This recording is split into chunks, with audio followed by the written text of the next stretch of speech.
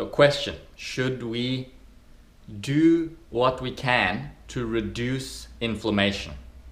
Most people would say yes, of course. You know, you have inflammation, you have to do something to reduce it. Inflammation is bad, inflammation is bad. It's almost like inflammation is regarded as a disease almost. You know, if you have inflammation, you have we gotta fight the inflammation. But think about it. I mean, to use a crude example, you go out for a run, or you go out and you strain a muscle, like I did a few weeks ago. I somewhat strained a muscle in my leg. So let's think about it now. Like, there's inflammation going on with regards to this little injury.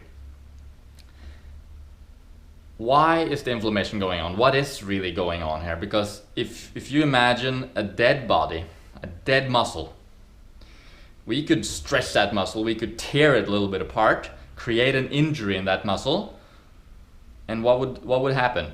Nothing.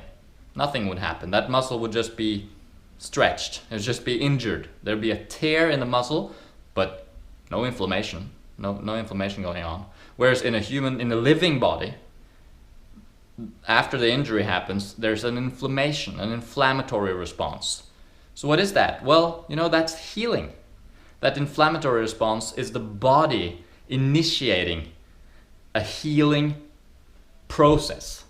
So that inflammation is part of the healing process. It's part of the getting blood to that area, and to heal it and to build it and repair. And this is the first step in the rebuilding process. So inflammation is a good thing. We don't want to stop inflammation. So when people say, take this herb, or consume this substance, or do this treatment because it reduces inflammation, I always think that doesn't make sense.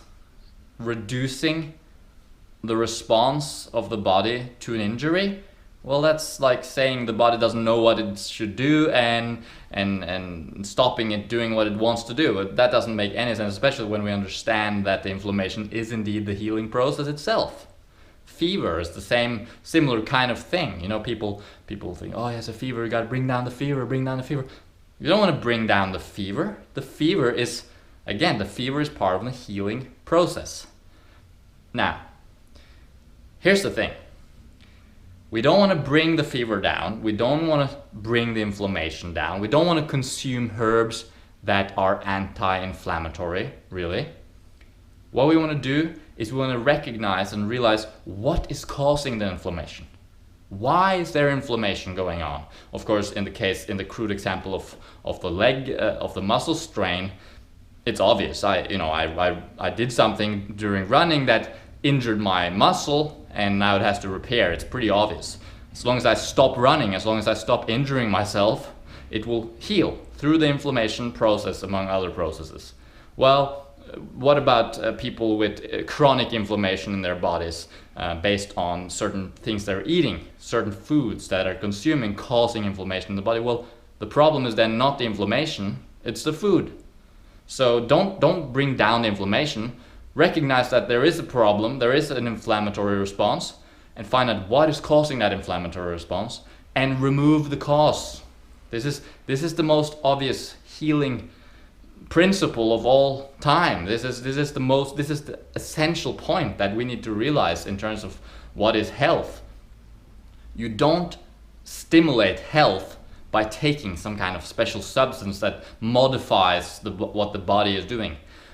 You create health, or you eliminate disease rather, by removing whatever is causing the disease, and then the body returns to health.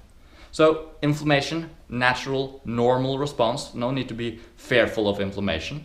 No need to start eating this food and that food and this and that and doing this treatment and that treatment in order to reduce inflammation. Anti-inflammatory. Oh, inflammation is bad. No, inflammation is good. If there's no inflammation in a dead body when there's an injury to the muscle. The inflammation happens in a living body. In other words, it's the body itself initiating that response. So you got to trust the body. The body knows what it's doing. It's evolved over a long time to do exactly what it's doing. So let it do its thing. What you can do though is that you can affect your circumstances. like the foods you put inside your body, the forces and influences that you are exposed to in the environment, you're running, the air you're breathing, all these various elements. And by affecting those, you can either cause damage to the body or cause health to the body. And when you're causing damage by doing something unhealthy, well, the body will respond. And one of those responses might be an inflammatory response. Don't bring down inflammation, just keep on going. Realize that there's a reason for it being there, remove that cause, and then you will return to health. Hope that makes sense to you.